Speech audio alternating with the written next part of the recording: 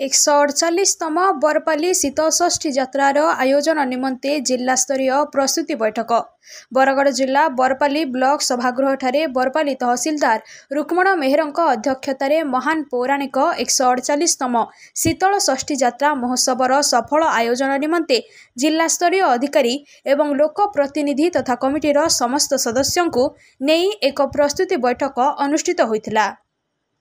बैठक में मान्यवर विजयपुर विधायक श्री सनत कुमार गड़तिया, बरगढ़ उपजिलापाल प्रसन्न कुमार पांडे, एसडीपीओ पदारविंद त्रिपाठी, एनएससी कार्यनिर्वाही अधिकारी भुवन कुमार सतपथी, एनएससी अध्यक्ष दिनेश गहिर, सांसद प्रतिनिधि पद्मलोचना साहू, बरपाली ब्लॉक बीडीओ सुमंत कुंभार, अतिरिक्त ब्लॉक शिक्षा अधिकारी रत्न कुमार भोई मंचासीन रहितिबा बेले स्वास्थ्य विभाग, जल संपद विभाग, अग्निशम विभाग, विद्युत विभाग,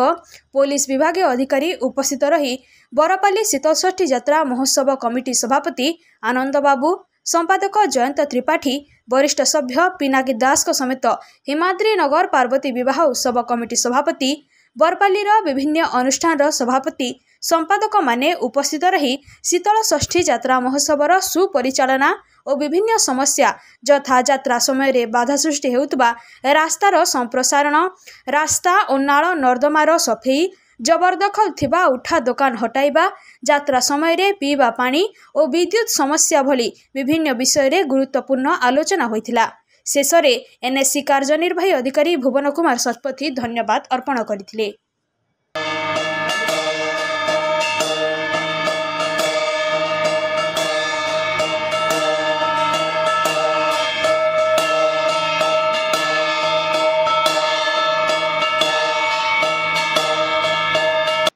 पहला तो मैं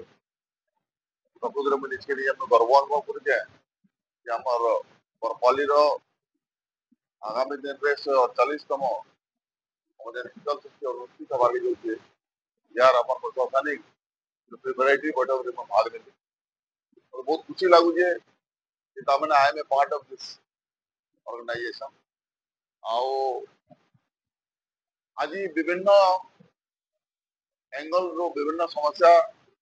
ऊपर आम आलोचना कलु। गत वर्ष आम जो शीतलषष्ठी अनुष्ठित होता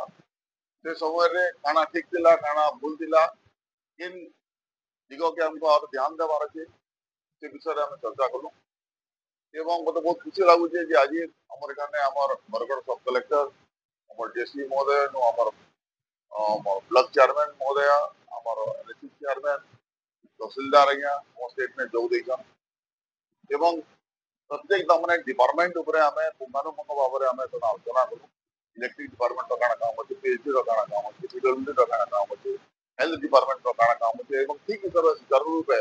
केन्द्रगिरी तमाने आम शीतलषष्ठी यात्रा के आम सफल कर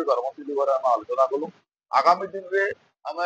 और भी विषय आलोचना पर्यालोचना करमु एवं ठीक हिसाब से केन्द्रगिरी सफल कर चिंता करमु एवं जहाँ किसी सजेशन मिलला जेन माने हमर मीटिंग रे योगदान देते बरपाली अनेक भद्र व्यक्ति योगदान देते सजेशन मान को भी आम ग्रहण कर नोट कर से दिग उपर भी आम चर्चा करमु। और जेहेतु आमर बरगढ़ डिस्ट्रिक्ट मुख्य करके दुईटा हूँ बड़ बड़ यात्रा गोटे हूँ बरगढ़ धनु यात्रा एवं आमर बरपाली शीतलषष्ठी यात्रा। बरगढ़ धनु यात्रा गत थर बहुत भव्य हिसाब से बहुत बढ़िया हिसाब से पालन करागला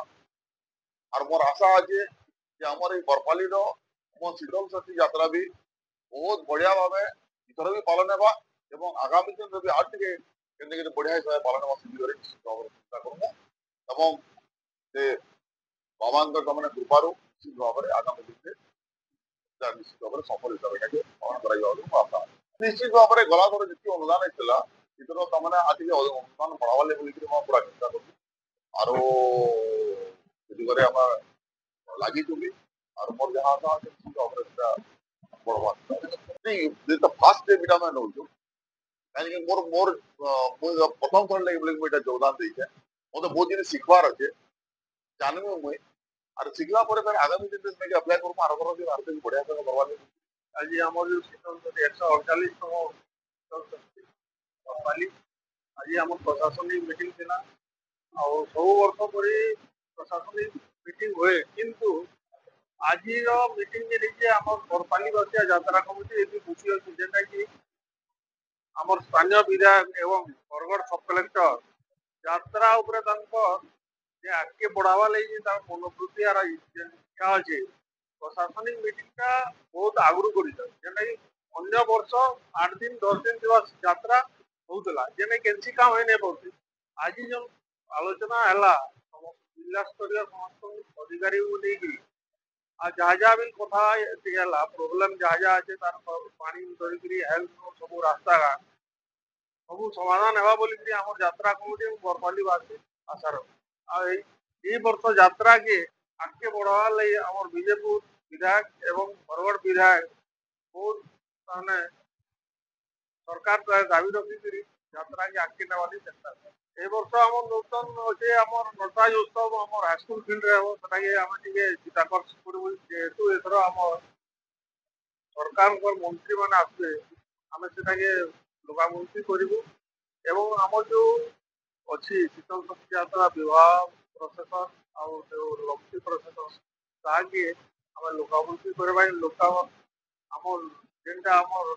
ଲୋକ ନୃତ୍ୟ ଅଛି ଆଉ ବାହାର ପ୍ରଦେଶରେ ଯୋଉ ଲୋକ ନୃତ୍ୟ ମାନେ ଅଛି ଆମେ ତାଙ୍କୁ କଣ୍ଟାକ୍ଟ କରିଛୁ ଆଉ ଅତି ଶୀଘ୍ର ସେ ସବୁ ଗୁଡାକ ଫାଇନାଲ ହେବ ବର୍ତ୍ତମାନ ଆମ ତାଙ୍କ ସାଙ୍ଗେ କଣ୍ଟାକ୍ଟ ଚାଲିଛି।